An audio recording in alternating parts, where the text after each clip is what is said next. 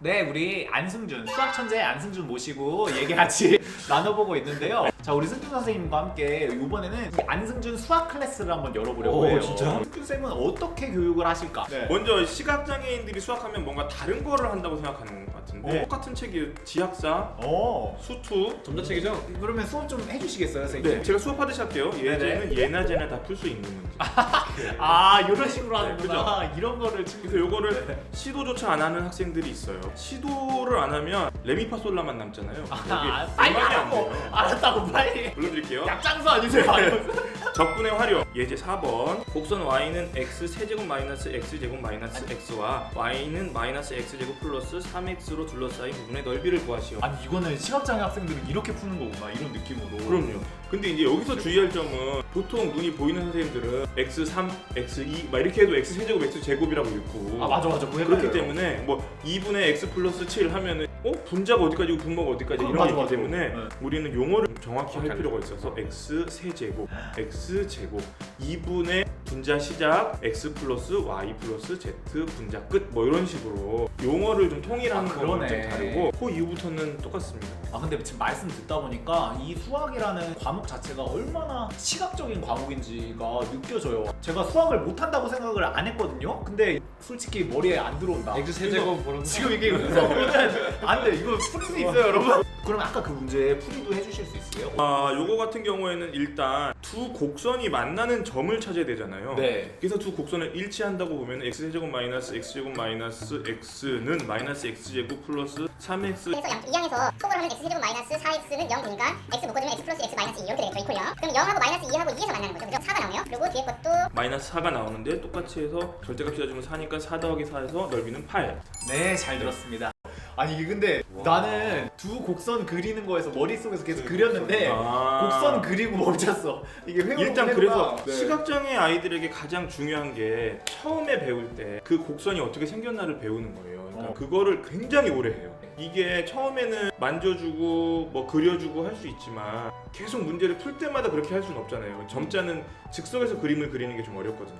그러니까 머릿속에 식만 주면은 그림이 그려져야만 풀 수가 있어요. 그러면 그 곡선을 네. 우리 학생들도 시각장애인 학생들도 직접 손으로 그려보거나 써보거나 이렇게 하는 것도 있는 건가요? 그러니까 그려라 이런 문제가 굉장히 많아요, 함수에는. 그럴 때는 홍윤아 그려라. 그리고 나랑 맞춰보자. 몇 사분면 지나고 있어? 그러면 y축 어디서 만났지? 몇 컴마 몇이야? 이렇게 해서 서로 크로스 체크를 하면서 말로 할 수 있거든요. 승준씨 방금 네. 해설하실 때요, 진짜 수업할 때 그 정도 속도로 해설해주세요. 공부 잘하는 친구들 같은 경우에는 요 정도 속도로도 이해할 수가 있죠. 왜냐면은 이게 훈련이 되어 있으니까. 이게 암산으로 지금 하는 거잖아요. 맞아요. 그래서 이게 시각장애 아이들에게 적합하게 교수 학습 방법을 좀 수정해야 돼요, 사실은. 근데 지금 요즘은 사실 창훈 씨가 많이 들고 다녀가지고 유명해지. 점자정보 단말기가 있어서 아, 그러네. 우리 친구들도 암산을 조금 부담을 덜 수 있는 상황이 되긴 했어요. 그러면 학교에서 시험 보실 때도 이 한 손의 제품을 들고 시험 볼 수 있을까요? 이건 저희 학교 자랑인데, 우리 학교 자랑인데요. 네. 제가 있잖아요. 네. 그렇지. 저는 교장 선생님께 허락을 받고 이거는 쓰게 해야 된다. 오. 대신 내가 포맷을 해서 줄 테니까 수학 시험 볼 때 이거 쓰게 하자. 아, 그래서 진짜. 저희는 꽤 오래 전부터 이걸 쓰고 있어요. 근데 치사하게 막 와이파이 연결해서 막 자기들끼리 채팅하고 이런 경우는 없었겠죠? 선생님은 아이들을 가르치는 사람이 아니라 아이들에게 속아주고 아이들에게 기다려주는 사람이에요. 홍윤님만의 의견이었던 걸로 네. 합시다. 지금 학생들 죄송합니다.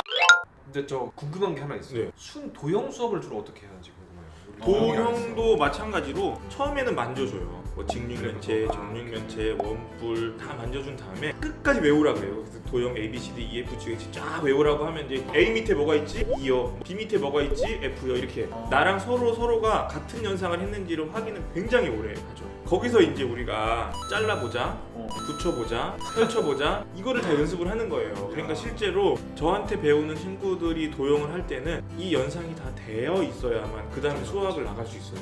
우리가 건물 모양을 얘기할 때 원뿔 모양 맞아, 얘기하지. 맞아. 그냥 뭐 빼빼로가 직육면체 모양 이렇게 얘기하는데 그렇지. 그리고 뭐 뉴턴 하면 U가 뭔지도 모르고 이러면 안 되니까 사실 그 부분은 수학이라서 한다기보다는 선천적 시각장애 아이들에게 어떤 공간적 개념을 되게 알려주는 개념으로 진도가 좀 느리더라도 그건 몇 번씩 해요. 그렇게 창훈쌤도 그러면은 학교 다니실 때 요 교육을 요렇게 받았어요? 저는 그냥 직육면 정면 제가 배웠던 그 꽉으로 배웠던 것 같아요. 만져보면서. 그럼 맹학교에는 그렇게 도형 모양 교구들 입고 할까요? 시각장애인용으로 나오면 참 좋겠는데 이게 없다고? 네, 그래서 없었어요. 일반 교구들이 상당히 잘 나온 것들이 있어요. 그래서 그런 것들을 봐서 저희가 점자를 붙이거나 아니면 응용해서 이렇게 가르치고 있는 게 아 지금, 진짜? 네. 그러면은 도형 부분에 관련돼서는 다들 많이 좀 이해를 하고 그래도 졸업을 하는 편이겠네요. 굉장히 어려워하죠. 그래도 처음에는 봤던 기억들이 있는 친구들은 좀 낫고 처음부터 안 보였던 친구들은 그게 내 머릿속에 완벽히 들어오기까지 조금 시간이 걸리죠. 이게 선천 시각장애인과 중도 시각장애의 차이가 될 수 있어요. 아 그러네. 이건 수가 그렇겠다 있어. 진짜.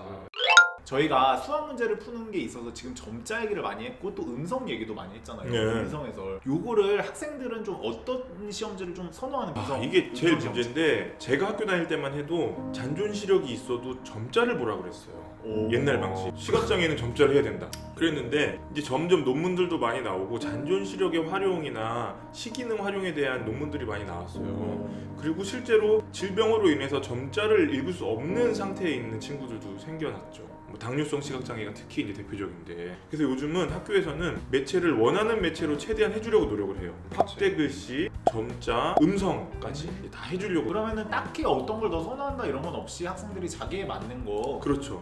맞아. 그래서 어떤 친구들은 뭐 수학을 볼 때는 잔존 시력을 활용했다가 뭐 영어라든지 국어라든지 이렇게 오래 볼 때는 좀 힘든 친구들은 점자를 쓰기도 하고. 근데 이게 문제점이 뭐냐면 수능에서도 그게 돼야 되는데 수능은 아직 그게 안 된다는 게 굉장히 문제. 선생님도 그렇고 맹학교 나왔는데 저는 선천 그리고 송윤쌤은 이제 중도 음. 시각장애이잖아요. 학교에 가면 중도도 있고 어렸을 때부터 맹학교 다닌 사람도 있는데 중도 시각장애인들에 대한 교육에 대한 부분이 어떻게 되고 있는지 궁금하거든요. 이 중도 시각장애인들도 성인이 된 다음에 되신 분들은 직업을 배우러 오세요. 뭐 음악을 배우러 오시는 분들도 있고, 한 고등학교 중학교 때 이제 갑자기 보이지 않게 된 친구들은 이 친구들이 가장 어려운 게 점자, 맞아. 보행, 그리고 그것보다 더 어려운 게 내가 장애인이 됐다고 인정하는 거. 그래서 그 어떤 정체성을 회복시켜주는 거. 내가 그냥 장애인이지만 심각하게 나빠진 상태는 아니다. 열심히 공부하고 열심히 재활을 하면은 다시 원래처럼 즐겁게 살 수 있다. 이런 거를 얘기해주는 게 굉장히 시간도 오래 걸리고, 기존에 사귀었던 친구들과의 어떤 관계라든지 가족들과의 관계 설정 이런 것들이 굉장히 좀 어려운 경우들이 좀 있어요. 그래도 맹학교라는 공간이 굉장히 좋은 거는 또래의 친구들이 다 안 보이니까 그냥 그게 당연한 상황이니까. 그렇죠. 그러니까 장애가 별거 아니라는 게 그 사회만큼은 너무나 일반화되어 있기 때문에 그거 하나만큼은 우리 맹학교 친구들이 굉장히 서로에게 도움이 되는, 입학할 때 울고 들어왔던 친구가 졸업할 때쯤에는 강의를 하고 나가는 이런 수준이었어요. 다들 그렇게 되니까 중도장애의 어떤 차이가 크게 나타나지는 않게 될 수 그럼요. 있다. 저도 처음에 안 보였을 때 울던 사람이지만 이렇게 밝게 공감하고 이렇게 살고 있으니까. 너무 밝으시죠? 아, 그렇죠. 아니 이게 처음에는 약간 다들 나는 쟤네들이랑 달라 이런 마음으로 들어왔다가 그럼 다 같이 친구야. 그렇죠. 이렇게 됐겠죠. 저도 이제 졸업할 때는 빵빵 이거 기차놀이 하고, 네. 저희는 어쩔 수 없이 정한인이 별로 없을 때 어. 하객진과 장사진을 자주 이용해요. 뭔지 알아요. 네. 넓은 길에선 하객진, 골목 같은 데서 다시 장사진 이렇게. 네. 시각장애인 분들은 저를 양쪽에서 잡고 가게 될 때가 많아. 벌써 이거 보세요. 제가 앞에 있다고 치면 하객진 됐잖아. 근데 약간 성윤이 같은 이런 경우에는 분위기네요. 또 이렇게 네. 좀 걷는 게 좀 불편하다 보니까 네. 저희랑 같이 가면 굉장히 맞아요. 또 안정적이고 서로 이렇게 맞아요. 상호 보완 관계지.